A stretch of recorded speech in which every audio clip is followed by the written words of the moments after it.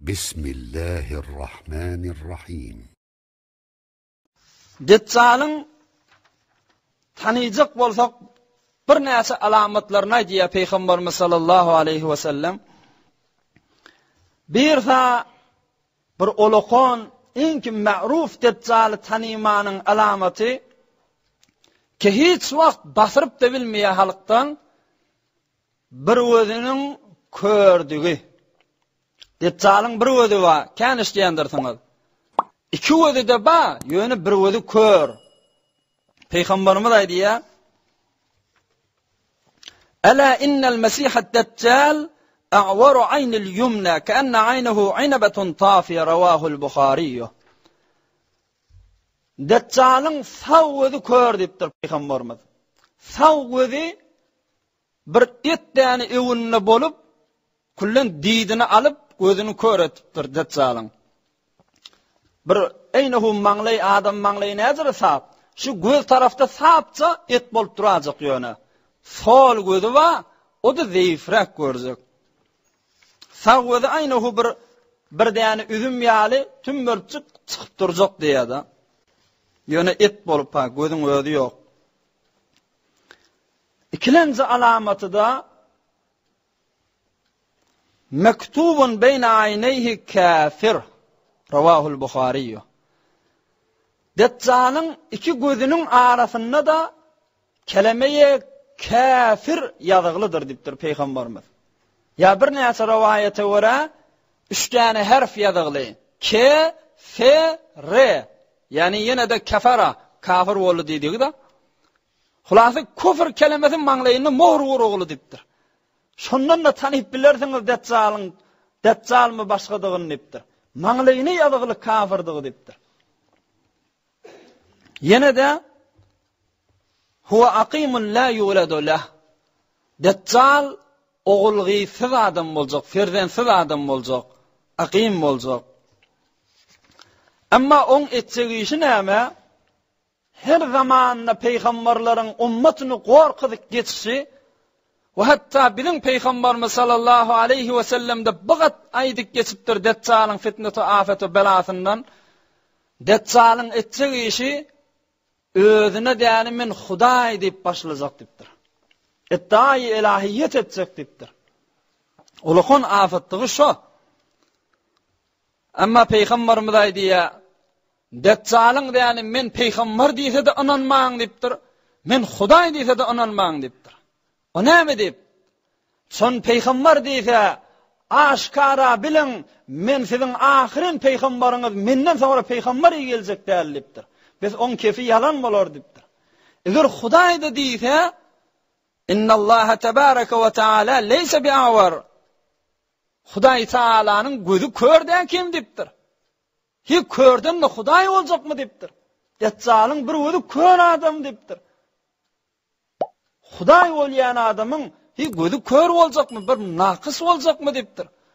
Hudaý hemme zatdan biniyaz bolup, hemme zatdan kamil bolmalanmege. Amma Deccalyň bir gözü kör boljak Hudaý diýdi, şondan belli diýipdir peýgamberimiz.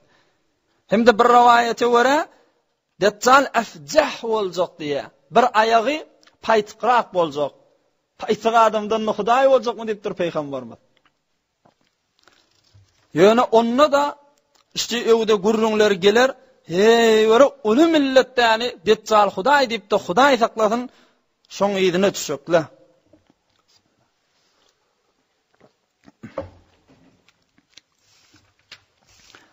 Deccal ýöne haýsy kim kan bir belli bir adammy? Bu moratda hiç kimdäni belli bir gurrun aýtmapdyr. Hatta Peýgamberimiz sallallahu aleyhi we selleme de Deccalyň hakykat kimdigini Peýgamberimize de wahyu ilham bolmapdyr. Hatta Peýgamberimiz öz zamanyny da gelermi hadip gorkýanmyşdyk. Yani sahabalaryny gorkydýanmyşdyk. Ohum ýöne aýdýanmyşdyk, eger men bam ogam gelse, onu gorkup ýörmäň, men siziň öwüňizde duraryn Deccalyň öwünde diýanmyşdyk.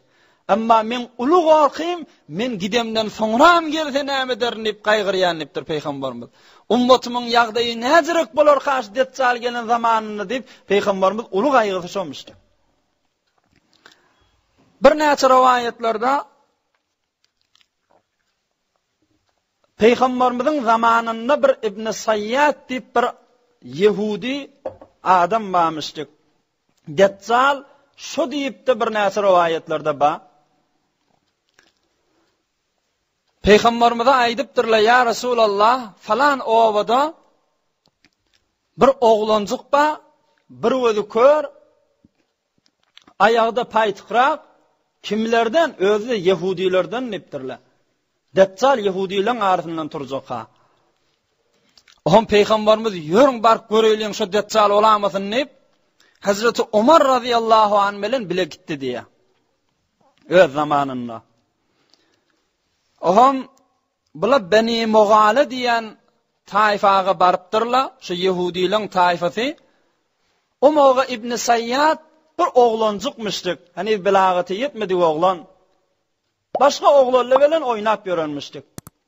Oğlum Hazreti Umar radıyallahu anh diye Peygamberimiz diye baran Peygamberimiz bizim diýen baramyzy bilmetdim diýär İbn Sayyad. Oğlum Peygamberimiz gerşine vurdu diye bak bärik dip ol oglanjyk gözledi. Peygamberimiz aýtdy: "Aya sen men diýen peýgamberdigime şahadat berýärmi, boyun alýarmy?" dedi. İbn Sayyad aýtdy: "Hawa" dedi. "Sen peýgamber" dedi. "Ýöne ey peýgamber" dipdir. Ýani İbn Sayyad kiçik oglan aýdypdyr. "Sen de ohom men peýgamberdigim boyun alýan dämi?" dipdir. "Men de bir peýgamber" dipdir o oglan. Peygamberimiz aýdypdyr: "Amantu billahi we bi rusulih." Men Hudaýa we geçen peýgamberlerine iman getirýän dipdir. Ýöne senden de peýgamber boljakmy dipdir. Ohom şonna bir näçe gurrunla peýgamberimiz bilen ýanky oglan edipdirler. Peygamberimiz bir näçe zatly sorapdyr, ol oglan Deccalyň berjek jogaplaryny beripdir. Ohom Peygamberimiz hey wara qahar gelipdir bana. Şonna ýanyna Umar radıyallahu anh mady. Olay dipdir: "Zerni ya Rasulullah, adrib unuqa." Ya Rasulullah ijazat bersin, killesin keteýini şylady dipdir. Öldürüp goýbereýinsin dipdir. Peygamberimiz aýdypdyr: "Ýok" dipdir. "İyyekun falan tusallid aleyh ve illem yekunhu fela hayra laka fi qatli." Bidaşyň däni Deccal miýa Deccallygyny bilmeýär Umar dipdir. Eger çyndan Deccal bolsa şol adam, sen hiç wagtda da şunu öldürüp bilmersiň. Hudaýyň qada o kadary ol geljekdir dipdir. Eger Deccal bolmasa da biz öldürüp bilmerdi onu dipdir. Oglan behani dipdir. Şey dipdi gaýdypdyrlar. Ýöne ulamalar aýdýa, şol Deccalmışdyk diýende wa, ýok Deccal inni gelmeli. Deccalyň bir näçe syfatlary ýanky oglanyna ýokmuşdyk. Meselen Deccal aqim boljak diýdi Peygamberimiz, bir alamaty ogul gyýsyz boljak diýdi. Ol oglan İbn Sayyad ulandan sonra ogul gyýyzly adam bolupdyr. Şon ýalyk bir näçe syfatlaryny okuýman soň Deccal dälipdirler. Inni gelmeli Deccal dipdirler. Ýene de bir Peygamberimiziň zamanasynda bolan gurrunlaryň birisi Temim Dari diýen bir sahaba radıyallahu anh Nasrani adammışdyk. Bir wagt Peygamberimiziň ýanyna gelip iman getiripdir. Ohom özüniň üstünden bolan bir gurruny Peygamberimize tarif edipdir. "Ya Rasulullah, men bir derýanewerd adam" dipdir.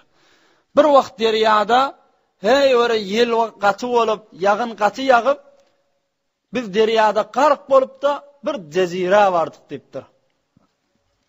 Gaçyp ýetip bir jezira bardyk, göwege bardyk, Türkmen jezira göwek diýýär. Şonu heýwere giň zatly gördük dipdir şo Temim Dari diýen adam. Peygamberimiz şun gurruny diýeni sahabalara diýende eşdiripdir ha. Aha men aýtýanym şu Deccal dipdir. Ohum ya Rasulullah şu jazirada şu göwekde giň zatlary gördük dipdir. Birini gördük, heýwere ennam jany tüýden doly, taşdan doly, özüne de adyna jassasy diýenmişdikler, onu gördük dipdir. Hulady gören zatlaryny aýdypdyr, giň zatlar. Ohum bir köwüğün içine girdik dipdir. Şu köwüğün içinde bir heýwere hilkelli bir ýawuz adam gördük. Mecmu'atun yadahu ila unuqihi withaqan ma bayna rukbatayhi ila ka'bayhi bil hadid. Bir adamy gördük dipdir. İki elini ýeňlerine geçirilipdi, demir bilen daňyly goýulypdyr. İki ayağı da te dirine var ýança demir bilen daňyly gymyllap bilmän nu özi de bir özi kör adamdy. Oham biz o bilen gurrundaş boldyk dipdir.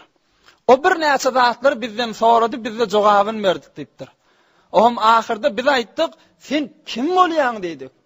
Onna inni anal mesih men mesihud dajjal diýdi diýe. Ahyrda öwde men hani sizin üstüňde barjakdyr nip şey diýip aýtdy diýe. Peýgamberimiz aýdypdyr, "Aha men aýtýan dajjalym şu da" diýipdir.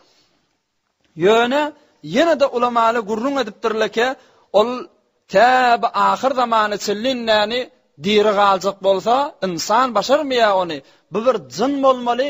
Süleyman aleyhissalamyň dan koyan jinlaryndan dajjal bu bolmaly. Dajjal ýene öwde zuhur etjek bolmalydyr. Peýgamberimiz soňra ýene de o da diýen ýerde bada. برای مشاهده ویدیوهای بیشتر و کانال یوتیوب سخنرانی های علمای ترکمن سر بزنید، مشترک بشید و منتشر کنید، اجر ببرید.